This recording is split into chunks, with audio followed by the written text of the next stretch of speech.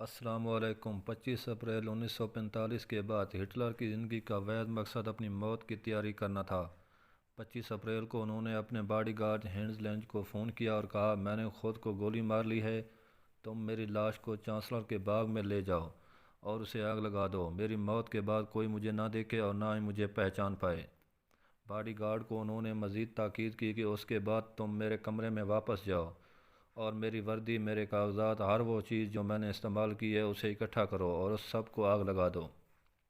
صرف انٹن گراف کی Frederick the great کی ایل پینٹنگ کو ہاتھ مت لگانا۔ یہ میرا ڈرائیور میری موت کے بعد برلن سے بحفاظت باہر لے جائے گا۔ اپنی زندگی کے آخری ایام میں ہٹلر 50 فٹ زیر زمین بنائے گئے ایک بنکر میں رہتے تھے۔ وہ چانسلر کے باغ صرف اس وقت جاتے جب انہیں اپنے پیارے کتے بلونڈی کو ٹہلانا ہوتا۔ آخری ایام میں ہٹلر صبح 5-6 بجے سونے جاتے اور سپہر کو اٹھتے تھے۔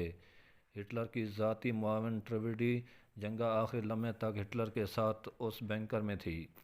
بی بی سی سے بات کرتے ہوئے انہوں نے ایک بار کہا تھا کہ آخری 10 دن ہمارے لیے ایک ڈراؤنے خواب کی طرح تھے۔ ہم ایک بنکر میں چھپے ہوئے تھے اور روسی فوج ہمارے قریب آ رہی تھی۔ ہم بآسانی ان کی فائرنگ، بمبوں اور بندوقوں کی آوازیں سن سکتے تھے۔ ہٹلر بنکر میں اس آس میں بیٹھے تھے خدا ان کی جان بچائے گا، لیکن ایک چیز جو انہوں نے پہلے ہی واضح کر دی تھی وہ یہ تھی کہ اگر وہ جنگ نہیں جیت پاتے تو وہ برلن کو کبھی نہیں چھوڑیں گے اور اپنے ہاتھوں سے خود کو گولی ماریں گے۔ لہٰذا ہمیں معلوم تھا کہ کیا ہونے والا ہے۔